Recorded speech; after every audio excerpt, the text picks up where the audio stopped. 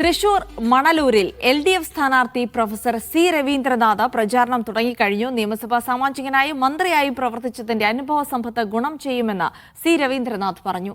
എതിർ സ്ഥാനാർത്ഥിയായ TN Prathapan സുഹൃത്താണെന്നും Ravindranath media വണ്ണിനോട് പ്രതികരിച്ചു.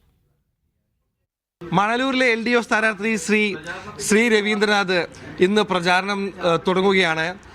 അദ്ദേഹം നമ്മോടൊപ്പമുണ്ട്. മണലൂരിൽ വലിയ പോരാട്ടം ഇത്തവണ നടക്കും എന്നാണ് കരുതപ്പെടുന്നത്. സർ,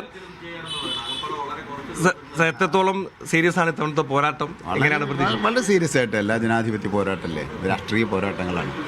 വളരെ പ്രധാനപ്പെട്ട പോരാട്ടമാണ്. ആ അർത്ഥത്തിൽ തന്നെ അതിനെടുക്കുന്നു. എങ്ങനെയായാലും LDF നല്ല ഭൂരിപക്ഷത്തോടുകൂടി വിജയിക്കും. ഇന്ന് എന്തെല്ലാമാണ് പ്രചാരണ പരിപാടികൾ?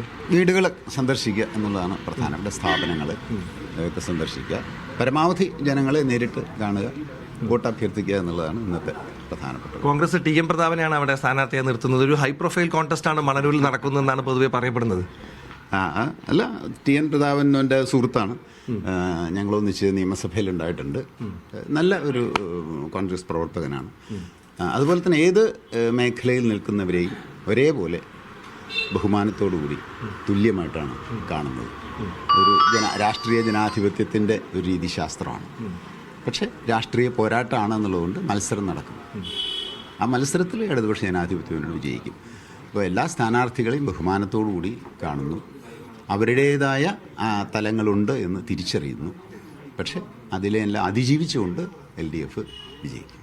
മുൻ വിദ്യാഭ്യാസ മന്ത്രി കൂടിയാണ് താങ്കൾ. ആ ഒരു എക്സ്പീരിയൻസ് ഒക്കെ ഇത്തവണ കുറച്ചുകൂടി ഗുണം ചെയ്യുമെന്ന് കരുതുന്നു അല്ലേ? തീർച്ചയായിട്ടും വിദ്യാഭ്യാസ മന്ത്രി ആയിരുന്നതുകൊണ്ട് സ്കൂളുകളിൽ അതിൻ്റെ ഒരു പ്രതികരണം ഉണ്ടാവുമെന്നാണ് പ്രതീക്ഷിക്കുന്നത്. ജനങ്ങളിലുണ്ടാകും. പിന്നെ തുടർച്ച എന്ന രീതിയിൽ പൊതുവിദ്യാഭ്യാസ സംരക്ഷണത്തിൻ്റെ തുടർച്ചയിലും പങ്കെടുക്കാൻ സാധിച്ചിട്ടുണ്ട് എന്നുള്ളതും ഒരു ജനങ്ങളുടെ അഭിപ്രായം ഉണ്ടാക്കുന്നതായിട്ട് തന്നെയാണ് അനുഭവം. അതുകൊണ്ട് തീർച്ചയായിട്ടും അത് ഈ തെരഞ്ഞെടുപ്പിൽ വലിയൊരു അനുഭവമാണ്. എല്ലാവിധ ആശംസകളും. തൃശ്ശൂരിൽ നിന്നും നടരാജ് പരശുറാം, മീഡിയ വൺ.